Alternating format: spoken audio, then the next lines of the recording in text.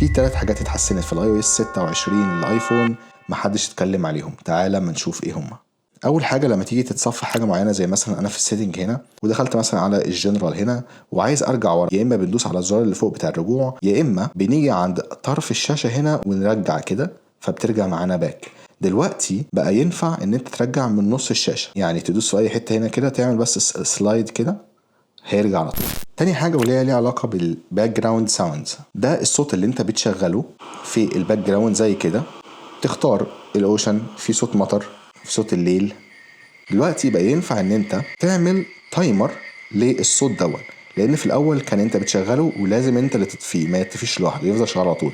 دلوقتي بقى ينفع ان انت تعمل تايمر للوقت، تقول له ان هو هيطفي كمان مثلا قد ايه وهيطفي لوحده على طول. تالت حاجه وهو لو انت عندك مكالمه فايته وعايز تتصل بصاحب الرقم دون بس مش دلوقتي، عايز تتصل بيه بعدين، ممكن تعمل سلايد كده وهيظهر لك العلامه دي، علامه التايمر دي معناها ان انت هتعمل سكادجول او هتعمل ريمايندر كمان ساعة تاني يوم، او تظبط انت التاريخ وتظبط الوقت وهكذا. ودول كانوا 3 حاجات اتحسنوا في iOS الجديد 26.